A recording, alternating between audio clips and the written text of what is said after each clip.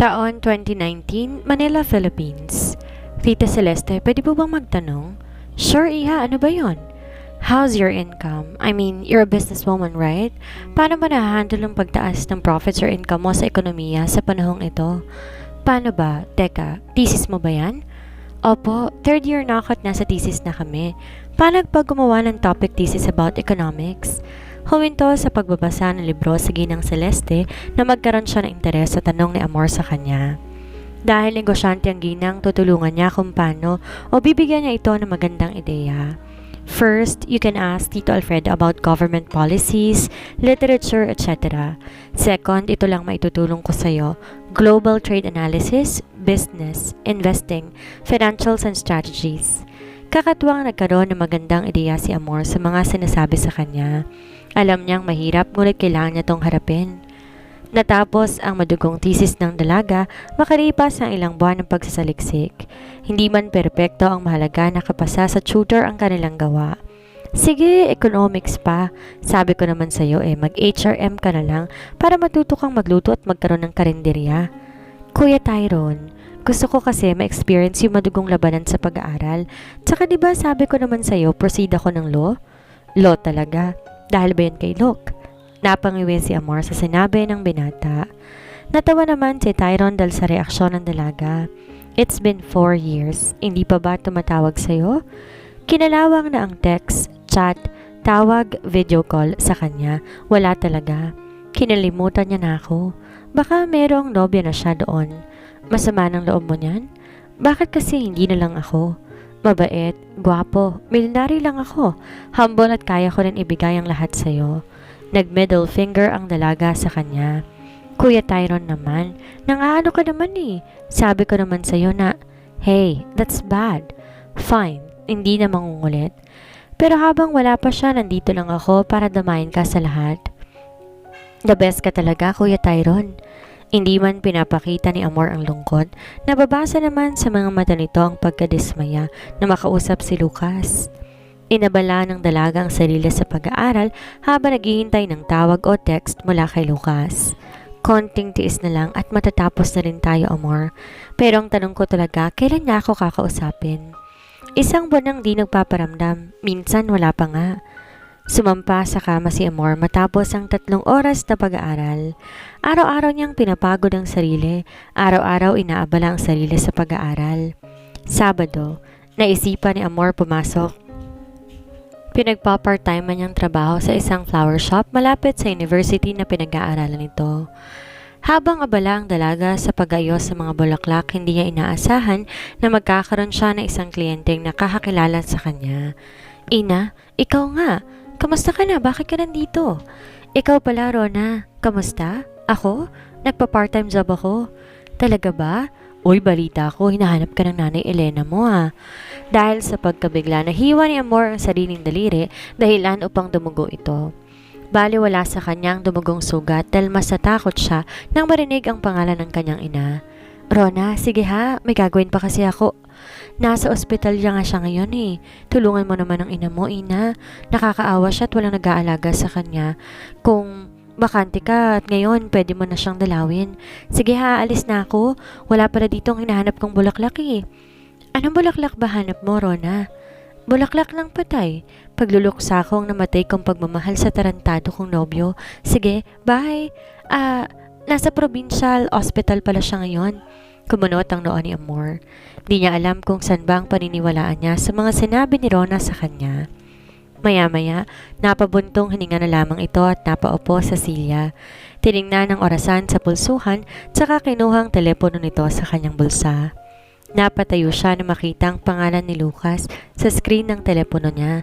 I'll call you later. Sorry for keeping you waiting. Napangiti ang dalaga. Magre-reply sana siya nang bigla siyang magkaroon ng customer. Naging abala ang dalaga buong araw dahil dinagsa sila ng visitor sa kanilang flower shop. Gabi na makapagpahinga. Sa kanya na lang naalala ang telepono nito at nang tingnan 10 missed calls na galing kay Lucas at 5 text messages. Sinubukan niyang tawagan ang binata ngunit hindi na to sumasagot. Abala na ulit ang binata. Naupo si Amor sa sahig at napatungo. Ina, okay ka lang ba? Baka gusto mo munang magkampay bago ka umuwi ng apartment mo. Wika na may-ari ng shop. Umangat ang mukha ni Amor at saka umiling. Next time na lang po, ma'am. Okay ka lang ba? Bakit biglang tumamlay ka? Masama ba pakiramdam mo? Peking ngumiti si Amor at tumango. Ayos lang po ako, ma'am. Nilapitan siya ng ginang at saka hinaplos ang balikat. Nginitian siya ng babae. Minsan kailangan din natin umiyak. Hindi sa lahat ng oras tatakpan natin ang ating luha ng mga peking ngiti para lang masabing masaya tayo o ayos lang tayo. Yang tahimik mong iyak, alam ko may pinagdadaanan ka ngayon. Ina, huwag kang mahiya na magsabi sa akin, I'm all ears. Umiiyak ka rin ang gumaan niyang nararamdaman mo sa iyong puso. Di na napigilan ni Amor ang emosyon. Ang salitang ayos lang ako, okay lang ako, ay napalitan ng hindi ako okay, hindi ako ayos. Nakakapagod maghintay. Ngunit nang dumating na yung hinihintay mo, ikaw naman yung nawala. Pagbalik mo, hindi mo na mahagilap pa. Para naglalaro lang kami ng tagu-taguan.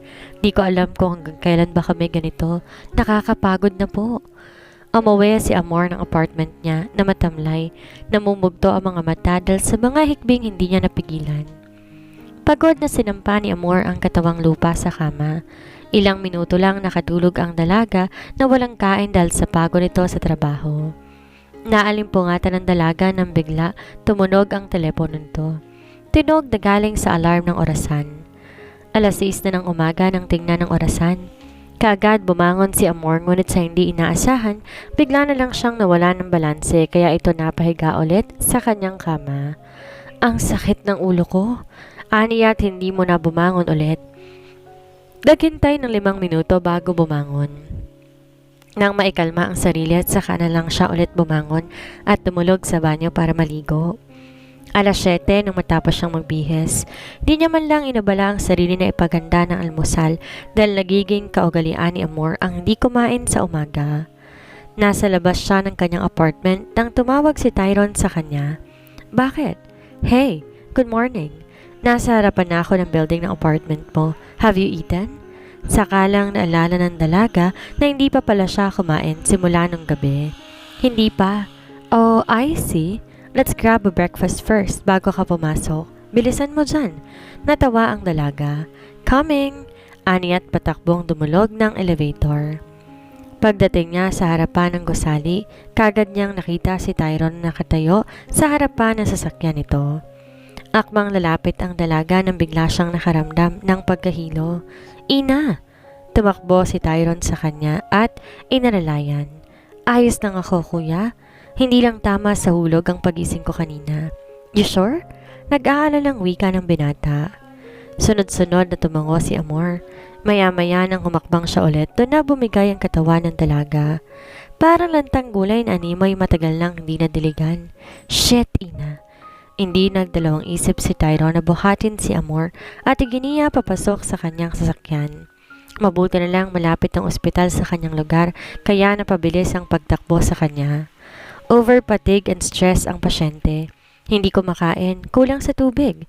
Ano ba ang ginawa niya maliban sa pag-aaral? Nakita ko rin sa ultrasound ng pasyente na may namubuong dugo sa right ovary niya which is pwedeng mag-cause ng ovarian cancer. Should experience anything about? I get it. Thanks, doctor. Nagpa-part-time job siya. I don't even know na hindi pala kumakain ng babaeng ito. Stubborn woman. And about her ultrasound, please keep it a secret na lang muna. Pwedeng wag na lang natin itopiko sa kanya ang bagay niyan, doktor. Ako na po ang bahalang magsabi sa kanya. Maraming salamat po. Tahimik lang doktor na sumang-ayon sa suggestion ni Tyrone. Napahilamos ng binata nang tingnan niya ang dalaga na wala pa ring malay at namumutla ang balat. Pansin niya na madalas masama ang panaginip ni Amor dahil sa reaksyon ng mukha nito sa tuwing natutulog siya. Palaging umiiyak at may sinasabi. Naupo si Tyrone sa tabi ng dalaga, hinaplos ang buhok at saka pinunasan ang mga butil ng luha sa mga mata nito. Let go and let yourself free, Ina. Whatever happened to you in the past, leave them behind and start a new good tomorrow for yourself. Sa mga nakalipas na taon, simula nang umalis si Lucas, walang ibang taong tumulong kay Amor kung hindi ang nag-iisang nakababatang kapatid ni Lucas na si Tyrone. Kahit gaano man kaabala ang binata, isang tawag lang ni Amor sa kanya, kaagad darating ito. Nagising si Amor ng may pagtataka dahil puro puti ang nakikita niya sa kanyang paligid. Nang bumaling siya sa kanan nito, nandun si Tyron at Liza nag-uusap. Hindi naramdaman ng dalawa na nagising na ang dalaga, kaya naman nagkunwari na lamang ito na tulog. What? Ovarian cancer? Can you please lower your voice? Mamaya magising yan at malaman. Kumunot ang noo ng dalaga sa narinig. Kailangan mas malinisan ang matres niya, tsaka mag-take din siya ng gamot. Paliwanag ni Tyron kay Liza. Paano natin sasabihin sa kanya yan? Matigas pa naman ang bunbunan ng babaeng yan eh, hindi nakikinig. I know, but I'll try to talk to her. Sige, pero kailangan niyang magpa-therapy pala. Depression and anxiety is not a joke, Sir Tyron. Hindi nagsalita si Tyron, samantala si Amor naman ay nagpipigil ng kanyang sarili na huwag magsalita sa nalaman. Maya-maya lumapit ang dalawa sa kanya at hinawakan ni Liza ang kamay nito. Ina, magpagaling ka ha, magpalakas ka. Ako nang bahalang awayin yung attorney na yan. Siya talagang may kasalanan ng lahat. Bakit ba nagkakaganito ngayon? Wika ni Liza. Di napigilan ang sarili na magsalita ng di maganda kay Lucas. Hayaan na lang muna natin siya na makapagpahinga. Let's just grab some fruits and medicines for her. Pagbalik natin, gising na yan. Let's go. Iba talaga ang nagagawa ng pag-ibig. Buti na lang di kita mahal. You are not my type. Huwag magsalita ng patapos, Sir Tyron. Malay mo, bukas, mauntog ka at baka mapagtanto mo na sa lahat na naging babae mo, ako pala yung mahal mo. Whatever, let's go. Nang makaalis ang dalawa, tsaka naman bumangon si Amor sa kanyang kinahigaan. Hinanap ang telepono nito at tiningnan kung may tumawag o may nag-text ba si Lucas sa kanya. Wala. Ang mga labi ng pilit pinipigilan ang mga luha. Tama nga ang sabi ni Liza, lahat na nangyayari kay Amor ngayon ay dahilan sa matinding pag-iisip kay Lucas. Taon 2019, New York City, USA. Courtroom. Good morning, Judge Julia. Here's P2165 Thomas versus Defender. Wika ng pulis sa hukom. Good morning, Lieutenant David. Thank you very much. Kinala ng hukom ang mga mata nito sa kabuoang lugar ng court hall. Welcome. Can you tell your name?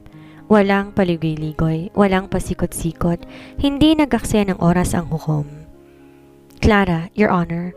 And how old are you? 20, Your Honor. And you don't have a driver's license? No, Your Honor. Nakaupo sa bandang likuran si Lucas habang nakikinig ng hearing sa loob ng courtroom. Dahil kilala niya ang hukom ay nagkaroon siya ng malalim na interes dito at hindi umalis sa lugar hanggang sa hindi matapos. Napasilip siya sa kanyang telepono nang makita na tumatawag sa isang application si Amor. Hindi niya magawang sagutin iyon dahil nasa kalagitnaan ng hearing at bawal ang telepono sa loob. Panay cancel ang ginagawa niya. Napabuntong hininga na lang ang binata dahil nag-aalala siya na dapat baka nagtampo ang dalaga sa kanya. Nakakalungkot na halos hindi na sila nag-uusap dahil araw-araw ay kailangan niyang pag-aralan ang bawat batas na ibinigay sa kanya ng kanyang nakatataas na katrabaho. Your daughter was involved in a hit and run, and I believe your daughter ran away. She's 20 years old. She could have killed people. Your Honor, I am not asking you. Mariin na saad ng hukom sa defender. Ma'am, and why you didn't call the police? Hindi nakapagsalita ang ina na nakasala. Napapabuntong hininga na lang si Lucas, maya-maya, nawala na to ng gana na makinig. Lumabas siya ng korte at doon tiningnan ang telepono. Akma sanang tatawagan si Amor nang may lumapit na isang abogado sa kanya, kaibigan nito. So, what happened? Mandatory surcharge between $88 to $93. Fines up to $250 for property damage only, and up to $5,000 if there is injuries. 3 points on the driver's license if there are no injuries or minor injuries, right? Imbes sagutin ang tanong, nagpatuloy tong maglakad palabas ng korte. I'm heading my home. Aniya. What? It's too early. Let's grab drink first, Attorney Montenegro. Go ahead. See you later. Diretso ang lakad ng binata hanggang sa sasakyan nito. Bago pa man pumasok sa loob ng kotse, hinugot ang telepono sa bulsa nito at tiningnan kung sino ang tumatawag. Si Tyron ang nakababatang kapatid. I am not available to talk right now. Yeah, I know. Could you please call her? At least ipinarinig mo lang sa kanya yung boses mo. Tsaka na lamang naalala ni Lucas kung di pa sinabi ni Tyron, I will call you later. Tulog siya and you cannot disturb her. She's tired. Bukas na bukas o mamayang gabi dyan, tatawagan mo siya. I told you many times, look, give her some times. Tsaka kailan mo babalak na bumalik dito? Graduation niya na next year. And you know, she's pursuing her law after her undergrad course. Napabuntong hininga si Lucas nang marinig niya iyon mula sa kapatid. I know, I'll call her later. Kailan mo babalak na umuwi? I don't know. Tinatapos ko pang law firm ko dito sa New York. You know that? Umuwi ka na bago pa mahuli ang lahat. Kung ako hindi pa ako nakakapagpigil, I'm going to marry her. That won't happen. Hindi ka sigurado. Hindi na nagsalita pa si Lucas bagkos pinatulan niya na lang ito ng linya at pumasok sa loob ng sasakyan nito. Tahimik at madilim na sala ang bumungad kay Lucas pag uwi nito galing trabaho. Araw-araw ganito at wala siyang ibang ginawa kundi yakapin ang katahimikan. Desyembre at umuulan ng niyebe sa buong syudad ng New York. Imbes na igala at libangin ang sarili. Nasa terasa lang ito at ini-enjoy yung pagiging tahimik habang nilalahok ang alak. Kinuha niya ang telepono. Tiningnan niya ang oras, 10:00 na ng gabi. New York time, araw ng Martes. Samantala, Miyerkules na araw naman iyon sa Pilipinas, 11:00 ng umaga. Tiningnan niya ang profile ni Amor nang tumunguto sa messenger. Pinindot ang video call at ilang segundo lamang nasagot na iyon ng dalaga. Amor, how have you been? Nakikita ni Lucas sa mukha ng dalaga ang pagkagulat nang tumawag to sa kanya. Mahigit buwan na rin nang huli niya itong nakita, nakausap. Ayos lang naman ako. Long time no call. Gabi na ba dyan? Kamusta ka na? Sorry gumagawa kasi ako ng report ko ngayon. Pero teka lang, tatapusin ko lang. Huwag kang mawawala. Amor, poor connection. Amor? Wait. Sir Lucas, hello? Attorney Montenegro? Amor, shit. Dahil sa sobrang layo ng agwat ng oras, nawawalang komunikasyon ng dalawa hanggang sa nawala na lang ng hindi nila namamalayan dahil na rin sa abala sa trabahong isa at abala naman sa pag-aaral ng isa. Salungat ang oras ng dalawa. Ano, nakausap mo ba? I'm trying. But every time natatawagan ko siya, naka-cancel naman dahil maya tinatawagan ako ni Judge Julia. You know how strict she is? I know. But the question is, hindi ba't sinabi mong may free time naman siya? Try mong kausapin ulit mamaya. No need. Napabuntong hininga si Lucas. Uuwi ako next year, March? Well, that's a good idea. As you can see that nowadays, coronavirus is spreading. Kaya, bumalik ka ng Pilipinas habang hindi pa alert ang bansang Amerika? I know, and I am aware. Taon 2020, New York, USA. During the early spring of 2020, New York City became the United States epicenter for coronavirus with the first confirmed case in the city reported on February 29, 2020. Government response to the pandemic in New York began with a full lockdown from March 2020 to April 2020, followed by a 4-phase reopening plan by region from April 2020 to July 2020. Additional modifications to the plan were imposed in July as the state learned more about the pandemic and due to political pressure. Napahilamos ng mukha si Lucas na mapanood ang balita sa telebisyon dahil sa coronavirus na kumakalat sa bansa ng Amerika, lalong-lalo na sa syudad ng New York. Naging alerto ang bansa, nagkaroon ng panic buying at wala munang papasok sa trabaho. Maging ang flight nito, cancel dahil pinagbabawal na ang paglabas ng mga tao. Ang tanging nagawa ni Lucas ay manatili sa kanyang penthouse at hintayin ang anunsyo ng gobyerno ng bansang Amerika. Marso, bago magkaroon ng lockdown, tumawag pa si Lucas sa kanyang pamilya. Unang-una nitong tinawagan na yung ina nito na labis-labis ang pag-aalala sa kanya. Ayos ka lang ba dyan? Bakit kasi hindi mo pa pinaagang umuwi mo? Hindi mo tutuloy ang graduation ni Amor? Wala pang announcement galing sa itaas? Where is she now? Nasa apartment niya. Pinapapunta nga namin dito, ang problema bawal na raw lumabas. Kaya ang ginawa namin, nagpadala kami ng maraming stock ng pagkain, tubig at gamot in case magkaroon naman ng problema. Mom, you cannot leave her. Mag-isa lang siya doon at wala siyang kasama. I will call her. Subukan mong tawagan siya kung kakausapin ka niya. May tampo yun sa'yo, Lucas. Ang tagal niyang naghintay sa pagbabalik mo. I'm sorry. I'll try to call her. Okay, sige. Mag-ingat ka dyan, ha? Huwag kang lumabas ng penthouse mo. Mag-mask ka. Gloves. Pinutol ni Lucas at sinubukan tawagan si Amor. Ngunit di niya nagawa yon dahil biglang nagkaroon ng meeting si Lucas by Zoom sa kanyang mga katrabaho sa law firm. Napabuntong hininga na lang ang binata at nag-focus sa trabaho. Habang lumilipas sa mga araw, lalong kumakalat ang virus sa buong Amerika, buong mundo kung itatama. Nakakabahala ang panahon hanggang sa isang araw sa hindi inaasahang pangyayari. You have COVID. You need to be isolated in a place where you cannot infect other people who live in this building. What? I have a what? COVID? Yes, Attorney Lucas Montenegro. You need to leave your penthouse and isolate yourself in a safety place. What the shit are you talking? I'm sorry to say, but your fever is high and you are still coughing. You cannot stay here. We follow a protocol and you know that. Dahilan kung bakit nagkaroon ng naapektuhan ng virus si Lucas dahil nagkaroon siya ng meeting kay Judge Julia. Kinailangan niyang lumabas dahil napaka-importante ng kanilang pag-uusapan. Sa hindi inaasahang pangyayari, maulan ng gabing iyon.